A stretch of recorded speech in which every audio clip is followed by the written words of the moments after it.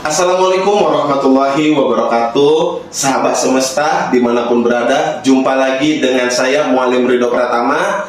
Hari ini salah satu podcast kita mendatangkan bintang tamu kita, yaitu Mualim Rifai. Mualim Rifai ini adalah merupakan kepala sekolah SMP swasta Istana Hati Kota Binjai. Nah, kenapa Mualim Rifai kemari? Karena kita mendapatkan berita terbaru bahwasannya alhamdulillah SMP swasta Istana Hati lulus menjadi satu-satunya sekolah di Kota Binjai, yaitu menjadi sekolah penggerak yang diadakan oleh Kemendikbud, yaitu Kementerian Pendidikan Kebudayaan Republik Indonesia. Sekarang tanpa memperpanjang kalam, kita sambut saja dan kita beri salam kepada Mualim Rifai. Assalamualaikum Mualim Rifai. Waalaikumsalam warahmatullahi wabarakatuh. Masya Allah. Sehat, gimana kabarnya Mualim Rifai? Alhamdulillah sehat sampai hari ini, sehat. Dan ini merupakan tahun ketiga ya Mualim Rifai menjadi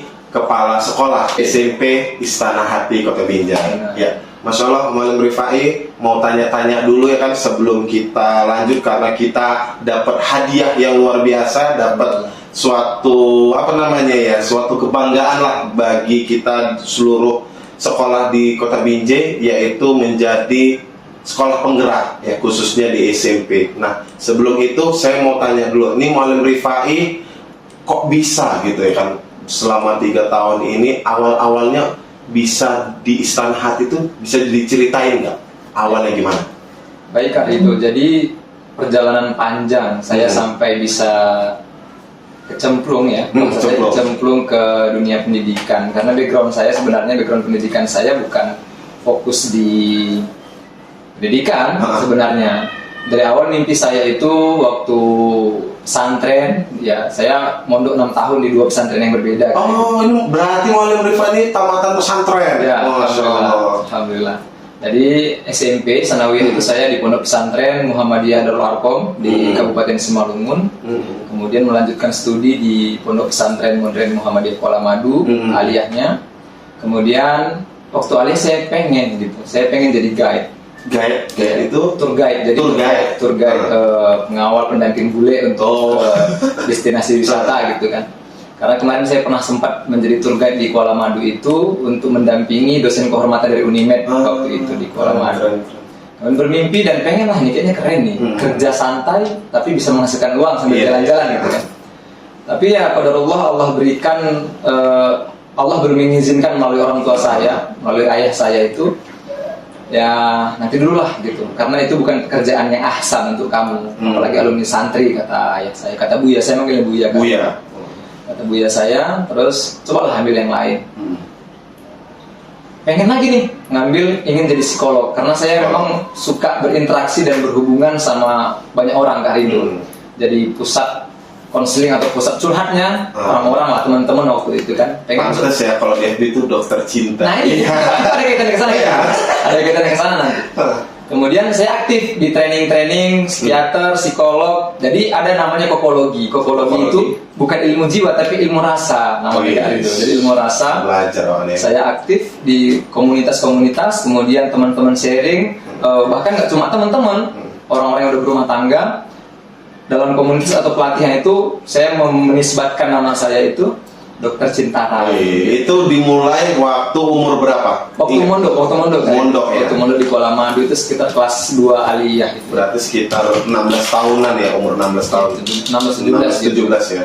Kemudian pengenlah jadi psikolog. Pengen jadi psikolog itu saya telaah, ternyata dalam salah satu mata kuliah psikologi itu ada statistika itu. Jadi saya kejebak di situ. Ya notabene saya lemah nih dalam hal akademik untuk hitung-hitungan angka, lemah banget dari itu kita. Jadi terputus harapan itu lagi untuk psikologi. Cari lagi, bermimpi lah pengen jadi berkecimpung di dunia hukum, di Kementerian Hukum dan HAM waktu itu. Pengen di situ kan. Oke lah, saya daftar ke UIN, dulu namanya IAIN. Institut Agama Islam Negeri, belakangan alhamdulillah jadi UIN, Universitas Islam Negeri. Saya cari-cari apa jurusan yang cocok nih ke saya.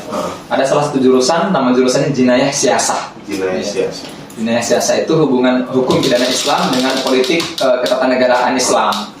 Saya masuk, pengen menjadi pengamat politik, pengen menjadi politikus, pengen menjadi legislator, pembuat undang-undang. Kemudian berjalan proses kehidupan itu, saya kuliah. Saya kuliah itu cukup lama kali itu. Berapa tahun? Saya kuliah itu 7 tahun. 7 tahun. Ya, artinya ada rahasia di balik rahasia. Yes. Ya, di balik itu, kalau SD aja kita 6 tahun nih, kuliah S1 7 tahun kan gitu. Masya Allah. Jadi saya bukan tragedi, musibah kecelakaan. Saya 2012 sempat kecelakaan, mengakibatkan kedua kaki saya patah. Kedua paha saya ini patah, pinggul kanan saya lepas. Sepeda motor saya itu ban depan dengan ban belakang itu tergabung, jadi nempel ya kan. Jadi itu terjadi di kebun Gapura rambutan tandem. Oh iya. Itu pulang balik dari dari pesantren Kuala Madu. Itu kejadian 2012. Iya, bulan 2012. Apanya bisa beraktivitas secara normal lagi di 2 tahun. Jadi 2012, 2014 saya mulai aktif kembali kuliah. Itu masih belajar jalan kan itu. Belajar, dan itu nggak operasi saya. Operasi. Nggak operasi. Jadi dibentuk-bentuk lagi. Iya. Rahasia Allah. Rahasia Allah ya. Rahasia Allah. Jadi saya pengobatan tradisional di Karo, kebetulan sangat terkenal kan kalau pengobatan tradisional di Karo.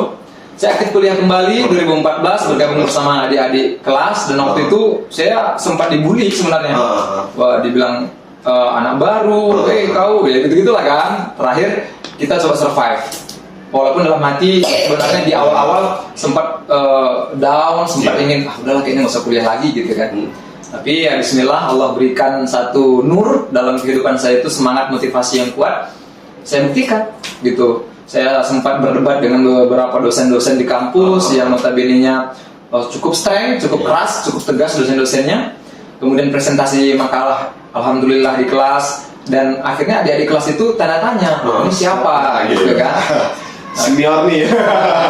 Akhirnya mereka tahu saya aktivis mahasiswa di kampus. Baru mereka ada satu kata atau satu panggilan buat saya waktu itu, suhu. Jadi ampun suhu, kami mohon maaf.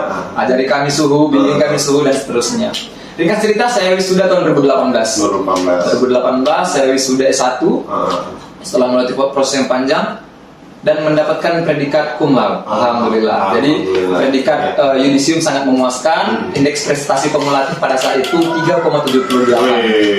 Jadi hampir 4 ya. Hampir 4,00. Jadi perjalanannya panjang. Jadi sampai saya pada tahap itu, pada titik itu menyelesaikan studi, saya aktif di beberapa organisasi hukum. Ada lembaga bantuan hukum, ada organisasi, ada komunitas advokat, kantor advokat, pengacara kan itu. Jadi kemudian aktif, mulai saya lagi penasaran. Jadi ada yang menawarkan salah satu sekolah di Medan Johor tuh Kak Rido. Nama sekolahnya SMK Asga Mandiri. SMK Asga Mandiri. Tolonglah bantu saya, kebetulan temannya Buya saya ini kan, bapak ini. Kemudian saya bantu di situ sebagai tata usaha, sebagai guru agama, guru tahfiz, banyak ya. Dikerjain. Kemudian sekitar 1-2 tahun, nggak lama sih saya di situ. 1-2 tahun saya di SMK Asga Mandiri itu. Kebetulan di hari Jumat di tahun 2018 ya, 2019 ya, 2019 itu saya sholat di Masjid Muhammadiyah Ranting Setia. Ranting Setia. Jadi kebetulan itu di Binjai ya? Di Binjai, di kota Binjai ini. Kebetulan Abi Sem yang saat ini sebagai ketua Yayasan Istana Hati kita sebagai khotibnya di situ kan. Selesai khutbah ketemu sama saya. Saya salam kan sebagai senior saya dulu di Pondok Kuala Madu. Bang, apa kabar? Sehat-sehat. Gimana sekarang aktivitas Dinda? Yang ada bang, jadi di sekolah sekarang, aktif di sekolah sama di beberapa organisasi hukum gitu kan. Oh iya, abang baru curhat, mulai cerita kan, mulai cerita, abang lagi nyari tim gitu kan, nyari tim untuk sekolah gitu.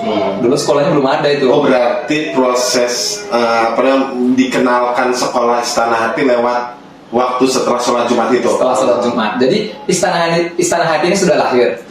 Gedung ini sudah ada, tapi akan digunakan sebagai sekolah. Tapi timnya secara penuh, secara solid ini belum terbangun secara kokoh waktu itu. Jadi kalau Mualimah Indah sudah diposkan ke sana. Waktu itu SMP yang masih ada beberapa opsi. Ya. Opsi. Saya paling opsi terakhir kalau nggak salah. Jadi ringkas cerita, Abisem nawarin kan, mau nggak bantu-bantu abang di sekolah SMP, abang butuh kepala sekolah. Ya, kita shock kan, kita shock pastinya nggak punya background pendidikan, nggak punya pengetahuan sama sekali tentang dunia pendidikan gitu kan. Terus saya yakinkan, bang, abang salah orang. Saya bilang gitu, abang salah orang menurut saya. Awalnya salah orang dia. Abang salah orang menurut saya. Justru Abisnya bilang, justru malah kalau Pak I ngomong kayak gini, abang malah makin yakin. Malah makin makin. Abang malah makin yakin katanya. Wah, justru dengan ketawaduan ente, abang makin yakin. Waduh, gawat nih. Bang, nanti abang kerja capek. Menurut saya nggak ngerti apa-apa di dunia pendidikan. Saya siap bantu bang kesana, tapi jangan kepala sekolah. Bismillah. Abang kasih waktu 1 minggu ya. Untuk mikirin itu. Untuk mikirkan itu. Nanti abang kontak lagi. 1 minggu kemudian dikontak. Halo dek, gimana? Bismillah ya. Saya belum ada jawab apa. Bismillah ya. Ya Allah bang, saya masih ragu nih. Bang, saya nggak punya basic pendidikan.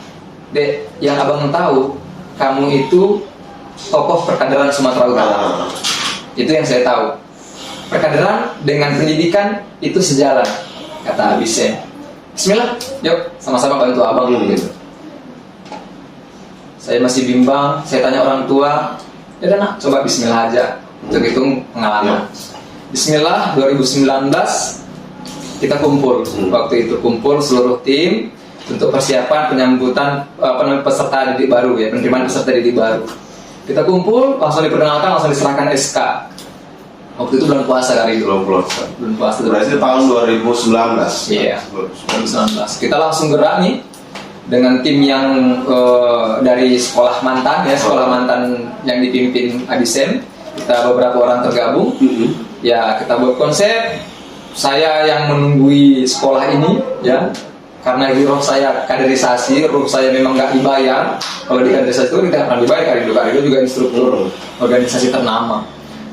Saya masuk, yang dilakukan adalah menata yang awalnya gudang menjadi sebuah tempat yang nyaman atau layak menjadi sebuah sekolah.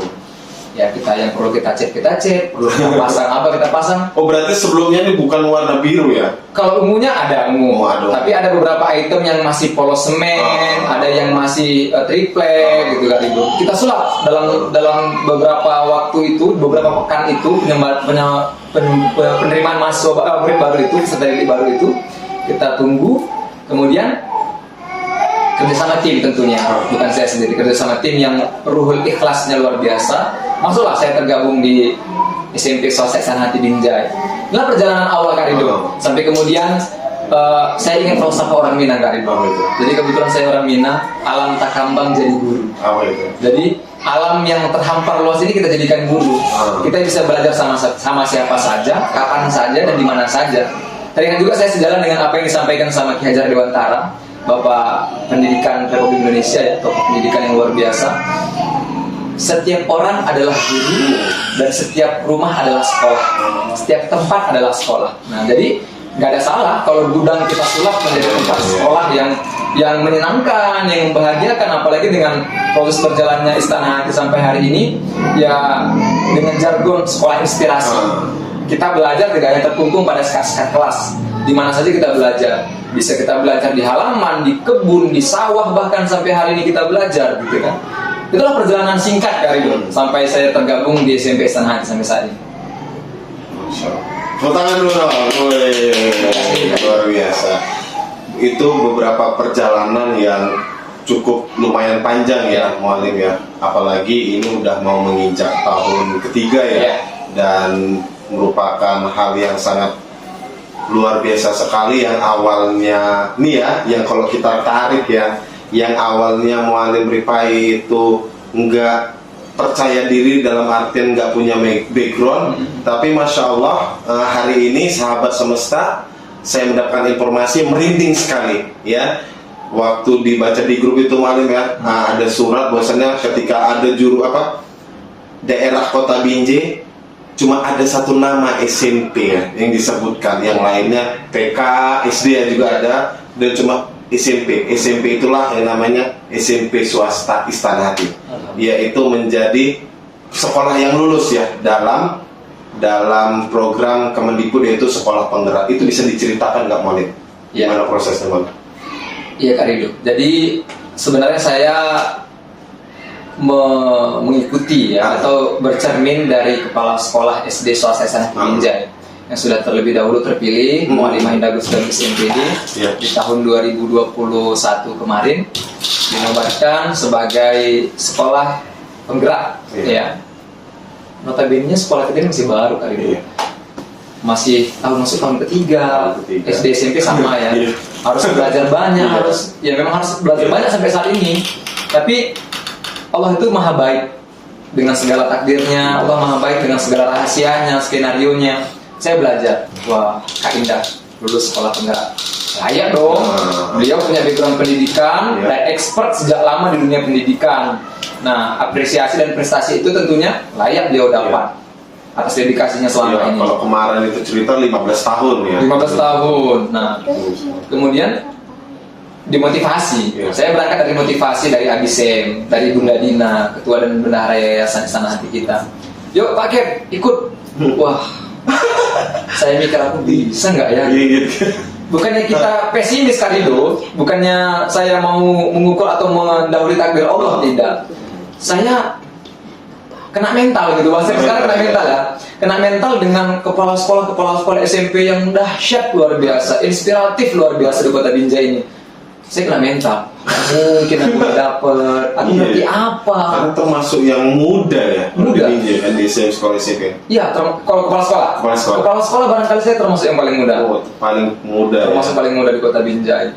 Jadi saya memang itu tadi Kak Rido yang saya sampaikan di awal tadi, alam tak gampang jadi guru. Saya sering silaturahim gitu ke sekolah-sekolah SMP negeri dan swasta di Kota Binjai ini kan. Tanya. Salah satunya itu kepala sekolah SMP Negeri 14 Pak Edi Salim yang kebetulan orang tua murid juga di SD Istana Hati Binjai. Saya tanya-tanya, Pak itu guru sekolah penggerak itu gimana Pak? Kemudian ada lagi yang angkatan sama saya dengan program yang sangat luar biasa, Pak Samsul Agus, mantan SMP Negeri 12 Kota Binjai itu programnya wah luar biasa sekali. Ada program pustaka digital. Terus saya belajar, saya tanya gimana Pak untuk membuat konsep atau gebrakan di sekolah SMP kami yang masih baru. Motivasi itu, kata kuncinya apa? Bergerak ya. Terus bergerak. Jadi ya kalau organisasi ini, sekolah ini kan ibarat organisasi kan itu. Yang namanya organ pasti harus bergerak. Pada saat dia berhenti, maka dia mati. Nah, jadi itu yang selalu tertanam atau yang selalu tertancap di mindset saya. Kemudian belajar, motivasi semakin kuat. Saya bismillahkan, saya daftar untuk ikut program sekolah penggerak angkatan ketiga. Jadi kita angkatan ketiga di Kota Binjai, tapi yang kedua di Binjai itu kan itu. Jadi kalau senasionalnya angkatan ketiga. Tapi kalau di Binjainya baru 2 tahun. Angkatan kedua, benar. Angkatan kedua. Jadi kita angkatan kedua. Kemudian ikutlah bismillah. Tahapan pertama kurikulum vitae, biodata, daftar riwayat hidup, kemudian mengisi esai. Pada saat itu demi Allah yang sangat berjasa dalam hidup saya, dalam hal sangat ya, bukan dari tidak berjasa, yang lain berjasa, tapi yang saya sebutkan sangat berjasa, ada 2 orang yang ada dalam lingkungan Dinas Pendidikan Kota Binjai. Yang pertama Ayahanda Maljumadi MPD, ya bapak pengawas dari sekolah di Kota Binjai, yang terus mendampingi, mensupport, membimbing saya dalam proses perjalanan itu. Yang kedua mantan Kabid Dikdas almarhum Bapak Ahmad Ghazali Pani. Masya Allah, mudah-mudahan ini jadi amal jariah dari beliau, ilmu yang bermanfaat untuk beliau. Support intensif dari beliau, dari mereka berdua ini sangat luar biasa. Selalu telepon, gimana Pak Rifai? Sudah sampai mana? Merinding saya. Demi Allah, sudah sampai di mana? Bisa bisa dikirimkan sama saya, gimana hasilnya, gitu kan? Apa yang udah diisi, apa yang udah dikirimkan? Saya tadi melalui online, gitu kan? Saya kirimkan. Oke, keren. Berarti Bapak setelah ini harus siap-siap untuk praktik simulasi mengajar dan wawancara.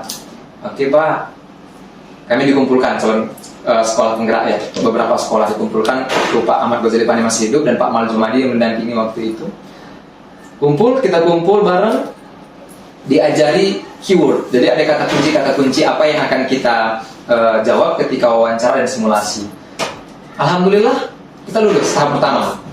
Itu berapa kalau itu se-Indonesia kali ya? Se-Indonesia. Kira-kira kalau SMP berapa itu? Tahu nggak jumlahnya? Kalau total saya nggak tahu pasti, tapi saya ada punya data itu. Nanti Karido bisa kalau mau di up ke publik boleh nanti kita tertulis gitu kan. Yang jelas pada saat itu di tahap pertama itu hanya ada 6 sekolah yang di Binjai. di Kota Binjai yang mengikuti tahap angkatan ketiga tahap 2 di Binjai ini. Salah satunya ya SMP Sanahati.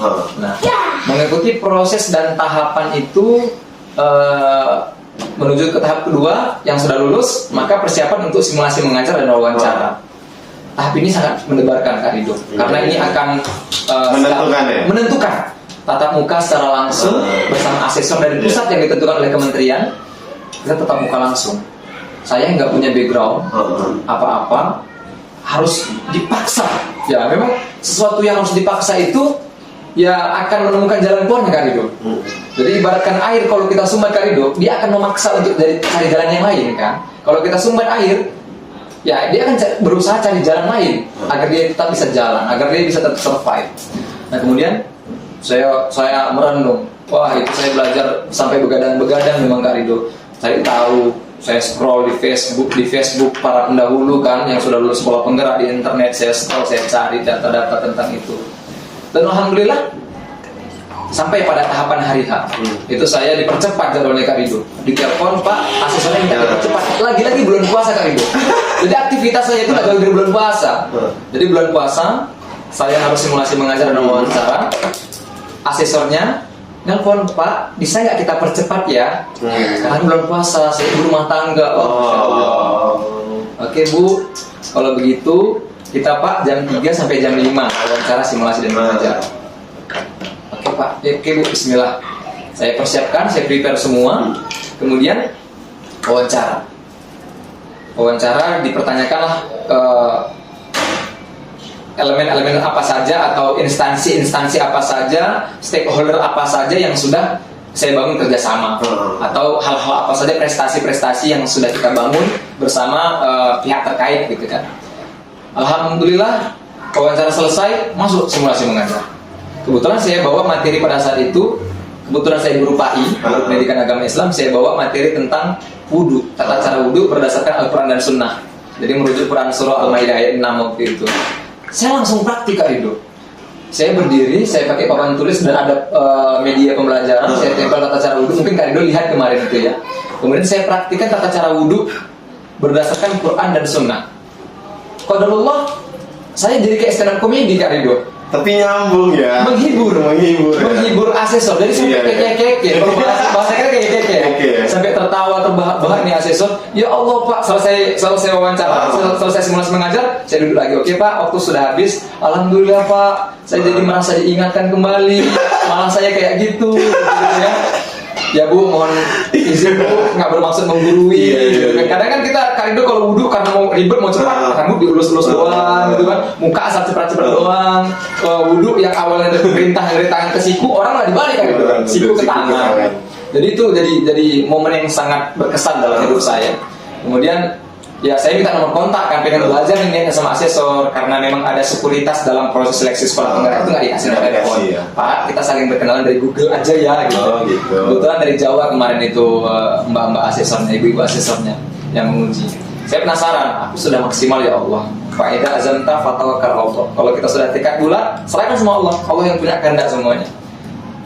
Waktu berjalan, saya tanya dong sama teman-teman saya yang angkatan sekolah penggerak. Pak, udah dapat kabar Pak? Karena pengumumannya tanggal 14 Juli itu Udah waktu lah ya. Rapat untuk sidang